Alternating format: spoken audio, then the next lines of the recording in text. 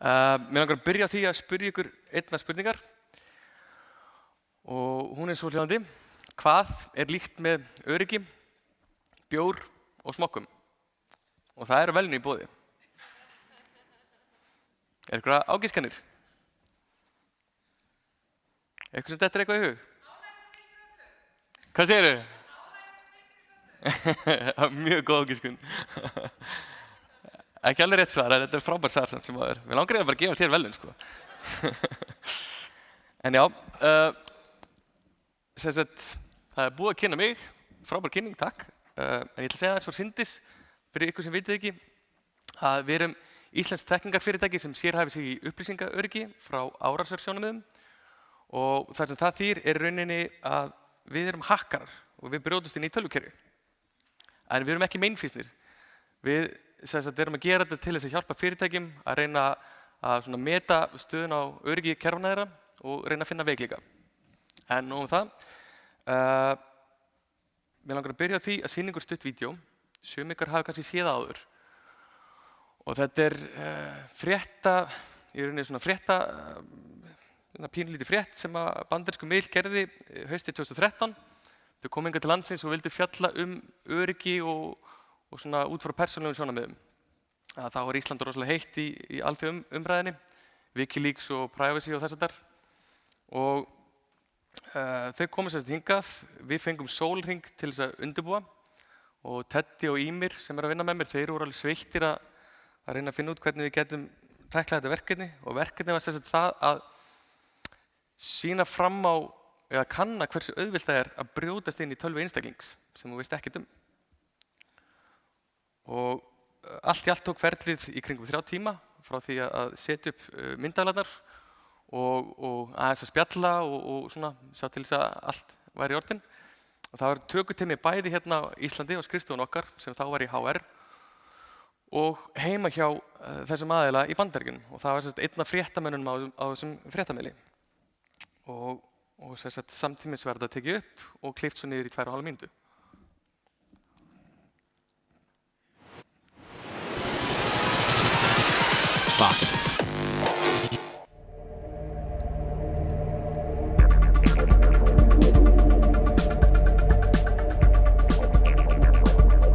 My name is Ymir Vigfússon. I'm an assistant professor of computer science at Reykjavík University in Iceland. So I'm just preparing an email, something that looks believable, but is still something that contains something that people would find fascinating and click maybe in it. The email I received seemed innocent enough. It was friendly, it addressed me personally. I clicked the link, opens up a page that is his, personal website, and there's a PDF link at the bottom that's his resume. But actually when you open it, it does more than just open up. It's actually gonna run a program on the computer that the user doesn't know about. So it looks like this is his resume here. Okay, now we're in here, okay. Excellent. We got a connection here from this person's computer. Elizabeth is not logged on. But what I have here is actual remote access to her computer. So I can see all her files. I can do a bunch of stuff. Let's be a little mean and scare her a little bit. So let's try this. Shall we play a game? Looks like my computer is talking to me. Let's take a picture of her. Just a little snap, a little flash. You usually don't notice it when it's just one picture being taken by your webcam. Oh, God. It's scary because it feels like someone's looking at my screen somewhere else, or looking at me, which is probably the scariest part. They know what I'm doing. Actually, I'm also gonna get a copy of it here, so let's see if that works out. Vídeó frosið. This is her, yes. So now we can see who the target is. Finding some older photos now. And let's see what's Kannski hækka bara hljóðun og heyrum allana. Of her, with someone. And then we can just keep browsing through as much as we like. That's my boyfriend and I on New Year's. So this is getting really creepy. These are like personal photos. Yeah, I'm not too happy with this. It turns out that the weakest link is always the human, and so we're kind of shooting fish in a barrel. Doesn't mean that it necessarily works, but this is how large organizations actually go about attacking random people. So my computer just started blasting music Klikkarinn virkar ekki heldur. that I definitely don't have on my computer. Tæknin er svo skemmtileg. Show me the light. Hann að græða þetta. Já, ég held að það sé eitthvað svoleið, sko. Strákarnir að stríða mér núna. En ég segi ykkur bara stuttlega frá vídeónu. Það sem gerðist var að Ýmir sendi henni tölvupóst og í tölvupóstunum var hlekkur sem hún smelt á. Og það var heimasíðan hans Ýmis með ferilskránni og sem var PDF, eða leit allan þannig út. Hún smeltir á ferilskrána og opnar hann í tölvunni sinni, en það sem hún gerir sig ekki grein fyrir er að þetta var ekki PDF-skrá. Við bara lítum að líta þannig út og þetta var í rauninni trójuhestur og sem gaf okkur beinan aðgang á tölvunni og þar með gátum við leikið okkur. Við gátum verið að skoða allt sem var á tölvunni hennar, við gátum kveikt á vefmyndavélinni, tekið myndir af henni og látið tölvunni gera alls konar hluti, til dæmis að spila tónlist sem var ekki í tölvunni. Og þetta sýnir okkur í rauninni bara hversu einfalt þetta er að brjótast inn. Og já, takk fyrir þetta, þá erum við komin á öryggi. Hvað er öryggi? Það er til kannski ýmsar skilgreiningar á því, en ein er sú að öryggi er sama sem og óþægindi. Vegna þess að það er svo ótrúlega einfalt að fórna öryggi fyrir þægindi. Fyrir til dæmis fleiri fítusa, fyrir styttri leiðir eða spara tíma. Þetta er ótrúlega einfalt og þetta er gríðarlega freistandi. Sérstaklega að maður er til dæmis lítið fyrirtæki sem er að stefna á að hasla sér völl, að vaxa. En skoðum aðeins smá tölfræði á bakvið öryggi að við Syndis erum ekki bara þjónustu fyrirtæki, heldur við höfum líka gríðarlegan áhuga á öryggi og höfum sinnt töluvert af rannsóknum. Og höfum verið í akademísku samstarfi bæði með Háskólanum í Reykjavík og líka Emory háskólanum í Bandaríkjunum. En í fyrra þá gerðum við rannsókn með íslenskum fyrirtækjum. Og sem sagt, við vorum að kanna hvernig notkun starfsmanna er á internetinu, sem sagt, vöfrum og tölvupósti. Og við vildum svona mæla út frá mismunandi forsendum, til dæmis hversu líklegt er að smella hlekk og hversu líklegt er að við gefa okkur aðgangsupplýsingar.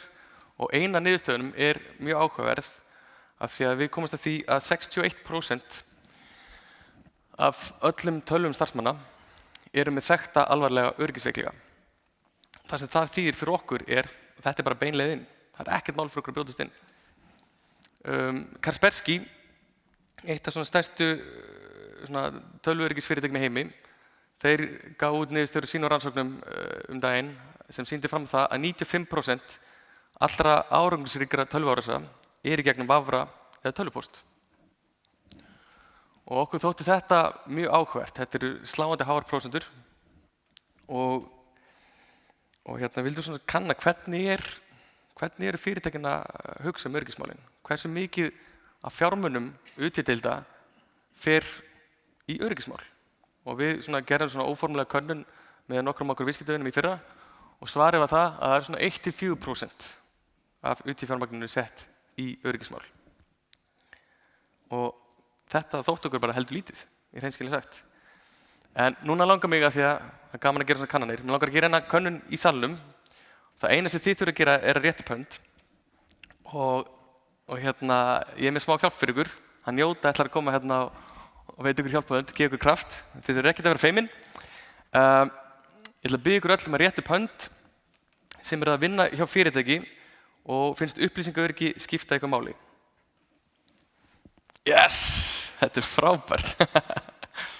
Og núna ætla ég að spyrja ykkur annarra spurningar. Úps, fór á lát. Hversu mörg er að starfa hjá fyrirtæki þar sem hefur verið fjárfest í öryggismálum?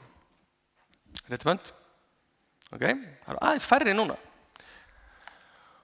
Og þriðja spurningin er svona aðeins persónulegri. Hversu mörg ykkar hafa lent í eftirfarandi aðstæðum? Að þið eru kannski að vinna ykkur mikilvæg verkefni. Það getur verið að skrifa tölvupóst til framkvæmdastjórans, það getur verið að klára ykkur skýrslu eða vinna ykkur í Excel-skjali. Og það kemur þessi litli pirrandi gluggi hérna, annaðhvort upp í hægra horninu eða niðri á tölvunni ykkar sem sýnir að það er uppfærsla. Að núna er tölvan tilbúin að uppfæra sig. Og maður ýtir á leitir. Hversu margir hafa hérna inni ákveð það einhvern tímann í þessari aðstöðu að fresta því að uppfæra tölvuna, rétt upp hönd. Þá er þessi helviti góð. hann Palpatine væri nú ánægður með ykkur núna. Vegna þess að við vitum það að þetta hjálpar árásaraðilum. Og þarna erum við í rauninni að fórna öryggi fyrir þægindi og svona við erum öll mennsk og við gerum öll mistök og ég viðurkenni fúslega sjálfur að ég hef alveg oftar en einu sinni smellt á leitir og þannig að þessum takka það. En þegar við ákveðum að sneiða fram í öryggi vegna þæginda, til dæmis að fresta uppfærslum, af því að þær í flestum tilfellum öryggisuppfærslur. Það verið að fylla upp í einhverjar öryggishólur eða taka út einhverja veikleika. Að árásaraðilar vita þetta og þeir nýta sér þetta óspart. Þannig að skilaboðin sem mig langar eiginlega að deila með ykkur eru mjög skýr. Það er þörf á hugarfarsbreytingu hjá okkur öllum. Og svona ef við skoðum aftur öryggi, pælum að þessi í öryggi. Þetta þarf ekki að vera svakalega kostnaðarsamt og þetta þarf ekki innihalda einhver risastór teymi af öryggissérfræðingum. En málið er það að öryggi mun koma til með að vera mjög mikilvægur þáttur í framtíðinni og það er mjög mikilvægt fyrir okkur að vera bara þáttakendur í því, að vera hluta þeirri vakningu. En ef við spáum aðeins í hvernig staðan er búin að vera núna síðustu árum og staðan er í dag, hún er svolítið mikið svona. Þetta, mér finnst þessi mynd alveg svolítið skemmtileg myndlíking af því að þetta getur til dæmis verið myndlíking yfir samkeppni á markaði, allir að berjast sama bitann á kökunni, en þetta getur líka verið myndlíking fyrir til dæmis þrotlausa vörn fyrirtækja gagnvart árásum frá internetinu.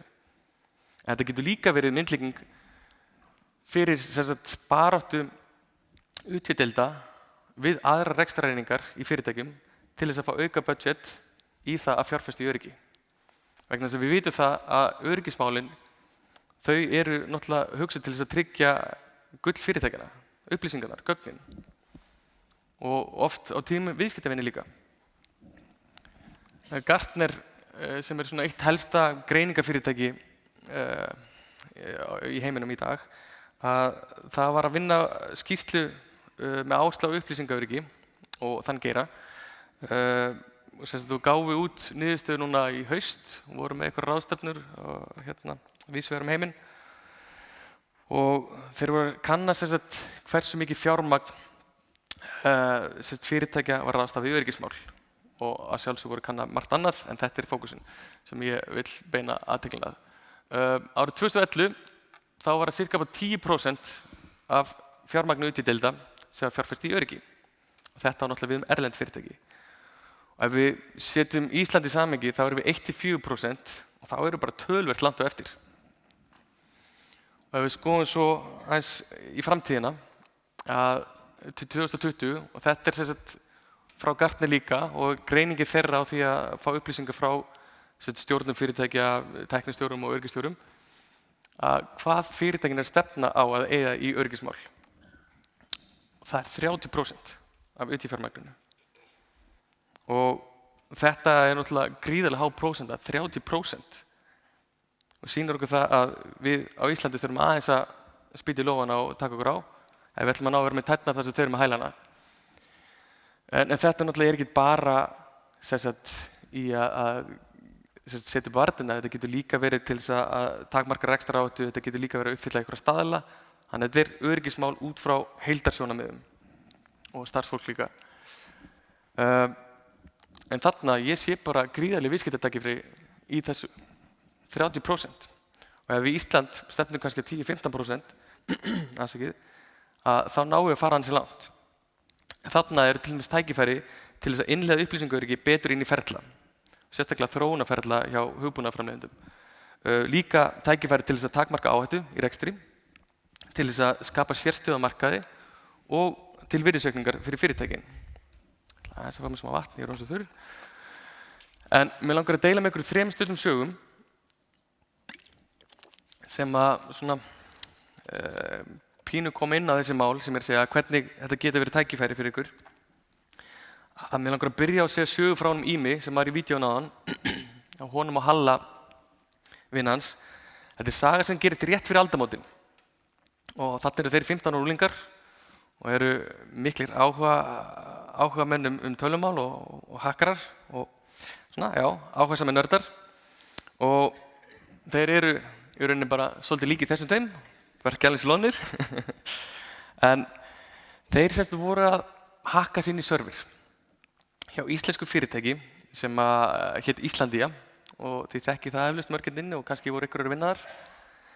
En þetta náttúrulega þeim tíma þar sem ekki komið ljósleiðari og þeir eru að hakka sig inn í tölvuna gegn módem. Það inn í serverinn þar að segja. Og í mér alltaf heima þess alveg að fullu og á efri hæðinni er mammans og hún tekur í símann alltaf að hringja. Og þá náttúrulega slítna sambandið. Og í mér alveg bara, shit, hvað gerðist? Og leið hann kemst í netið aftur og reynir að lokka sinna serverinn, það ekki séns. Þeir eru búin að gera serverinn ónotaðan. Þannig eru búin að skemma fyrir og valda fyrirtækinu tjóni. Og þeir náttúrulega algjörlega miður sín og bara hafa ekki hugmynd hvað þeir að gera.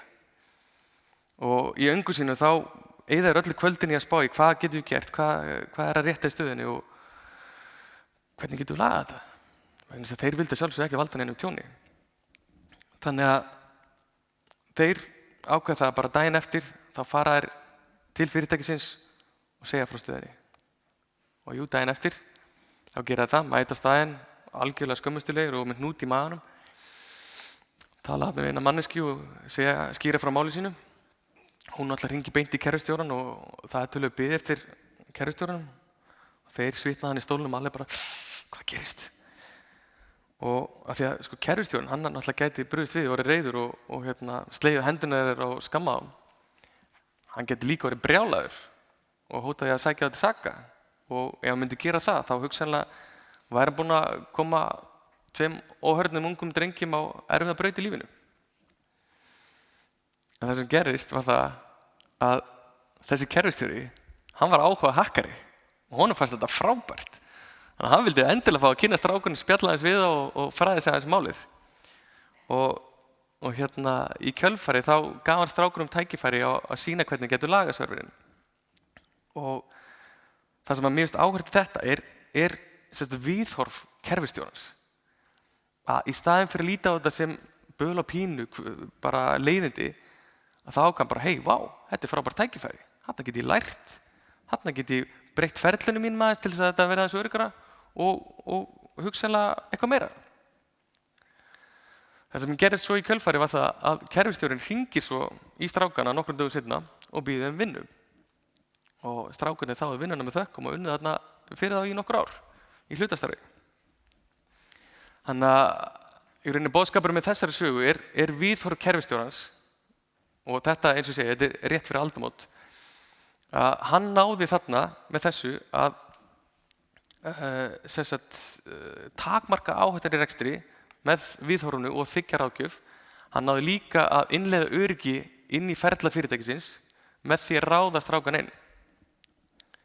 En þá langum að koma annar sögu sem er akkurat hinn póllinn á þessu, þar sem maður var ekki alveg verið að hugsa þessi mál út og í rauninni þarna mistaði tækifæri. Ég og Björn vorum hjá viðskiptavinni. Þetta var í síðasta haust, sennilega í nóvember og þarna setjum við í stóru vinnurými, örugglega svona 20-30 vinnustöðar og erum að fara yfir eitt verkefni með einum starfsmanninum. Síðan stuttu seinna mætir herramaður inn, hávaxinn og mikill og fer að tala við annan starfsmann og við komumst að því svo seinna að hann er sölumaður hjá einu af stærstu hugbúnaðarfyrirtækjum landsins. Og allt er góð með það, við höldum bara áfram með okkar og hann er að gera sitt. Þangað til við heyrum út undan okkur að hann er að státa sig af því að Syndis, sem sagt við, höfum tekið út hugbúnaðinn sem hann er að selja og ekki nóg með það, heldur við fundum enga veikleika og gáum hugbúnaðum topp einkunn. Og það er sjálfur sér ekkert af þessu og bara allt til besta mál, svo lengi sem hann væri að fara rétt með. En svo bara var ekki þessari stöðu og í þessu tilfelli. Þannig að við Björn horfum á hvern annan og við bara, hvað hefur að gera? Við verðum alltaf bara að gera eitthvað í þessu, segja frá, vegna þess að það er ekkert annað sem við getum gert í stöðinni. Hann er að fara með rangt mál. Þannig að við örkum til þeirra og kynnum okkur og okkur þykir þetta mjög leiðilt að þurfa að vera leiðrétta mannin fyrir fram að viðskiptavin. En það var ekkert annað í stöðinni. Þannig að við látum í ljósa að við höfum aldrei tekið út þennan hugbúnað fyrir þetta fyrirtæki. Við höfum aldrei sagt það sem sagt að þessi hugbúnað fengi topp einkunn. Og í þriðja lagi, við höfum fundið töluvert af veikleikum. Þannig að það var í rauninni allt rangt sem var að segja. Og þá gerist svolítið sem kom okkur á óvart að sölumaðurinn, hann sýndi enga auðmýkt og bara baðst afsökunar og viðurkenndi að hafa farið kannski með villu í máli sínu, heldur hann fór bara í vörn og gerði lítið úr þessu. Og hann gaf til kynna að veikleikarnir væru svo ómerkilegir að þeir skipti engu máli að vera löngu búið að lagfæra þetta. Og þetta kom okkur náttúrulega mjög óvart. Og þá heyrist í viðskiptavinunum. Fyrirgefðu, þetta er ekki alveg rétt hjá þér. Sko, þegar syndistrákarnir voru að taka út kerfið okkar daginn, að þá, ekki nóg með það að þeir náðu að brjótast inn í tölvukerfinu okkar frá internetinu, heldur þeir komist inn í serverinn sem geymir viðkvæmustu gögnin og leiðin þeirra inn var í gegnum veikleika í hugbúnaðinum ykkar. Og þá náttúrulega loksins þagði sölumaðurinn. En þarna hefði sölumaðurinn geta snúið sig við og reynda að læra og lítið á þetta sem tækifæri. En hann gerði ekki. Þannig að boðskapurinn með þessari sögu er í rauninni ekki verið eins og þessir aðilar. Þetta lítur kannski vel út í fjarska, en þegar betur aðeins gáð, þá sjá allir gegnum þetta.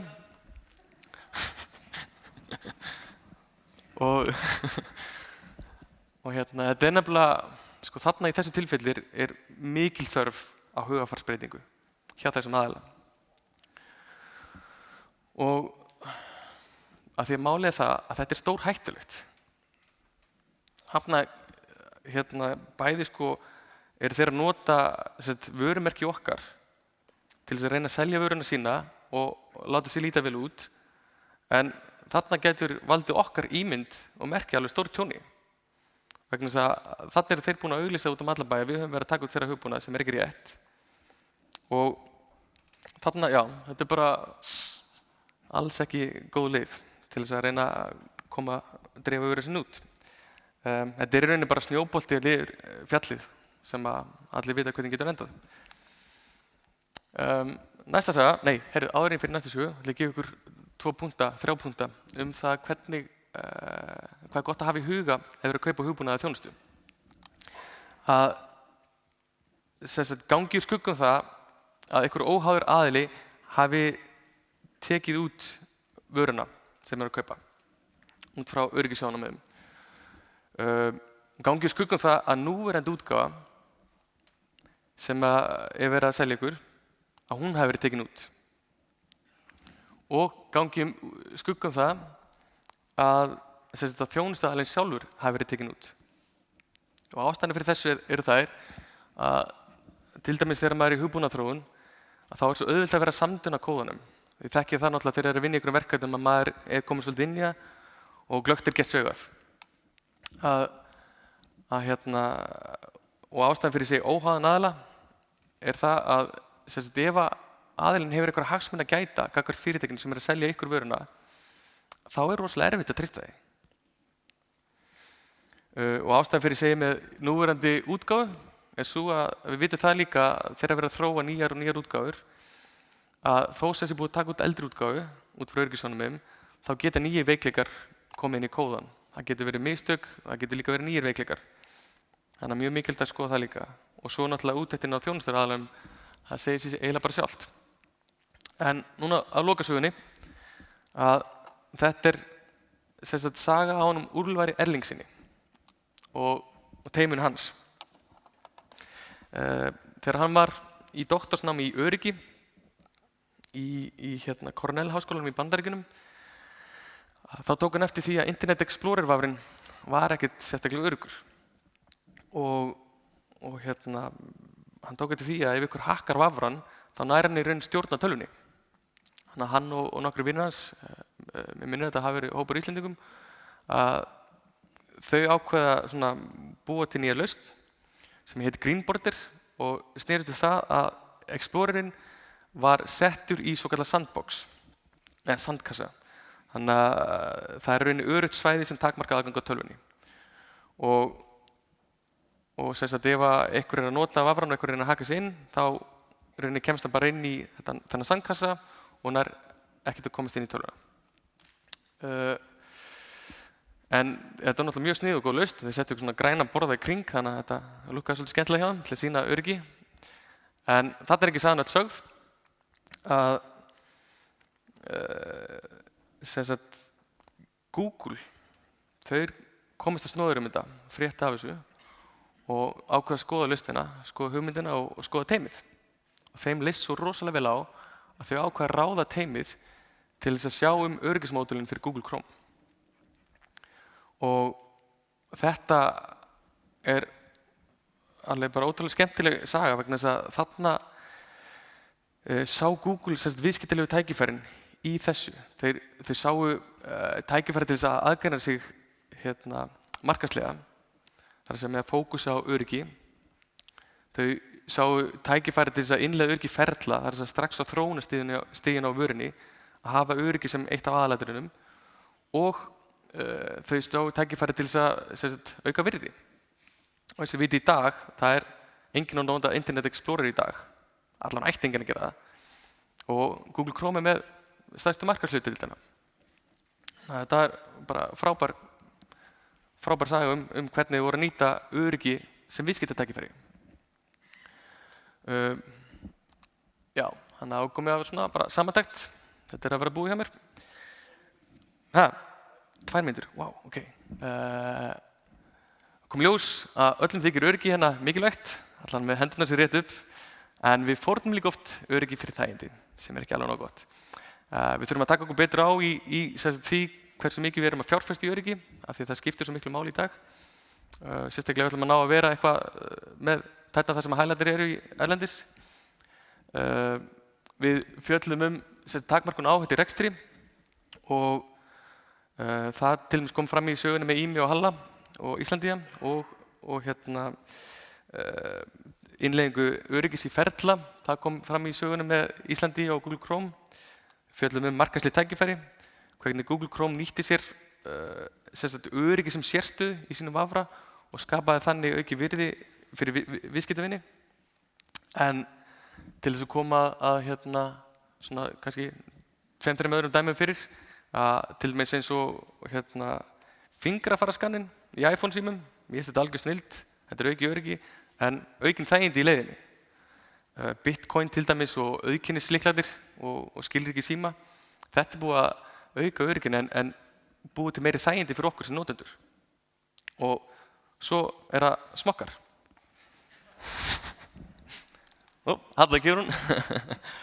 En smokkarnir, þetta svona litlir sjálfýmandi miðar á vefmyndavélina til þess að takmarka það að koma í veg fyrir það að árásaraðilar geti tekið myndir af okkur þegar þeir eru í tölvunum heima.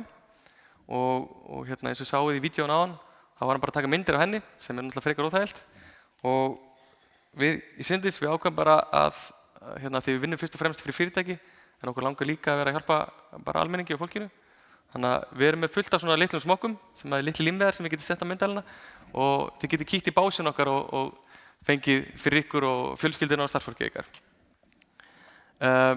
En spurningi sem ég byrjaði fyrirlesturinn á, hvað líkt með öryggi bjór og smokkum, og það einmitt Syndis, af því að okkur finnst bjór mjög góður og við brukum okkar eigin bjór. Við erum með messöl hérna niðri og svo smokkarnir. En eitt varðandi þetta nýta öryggi sem viðskiptatækifæri, þá fyrirlesturinn hjá Rich sem núna strax á eftir, hann að fjalla það hvernig við getum innleitt öryggi í fyrirtæki. Og ég mæli sérstaklega með að kíkja á þann fyrirlestur. En annars bara vil ég þakka ykkur fyrir. Takk kærlega.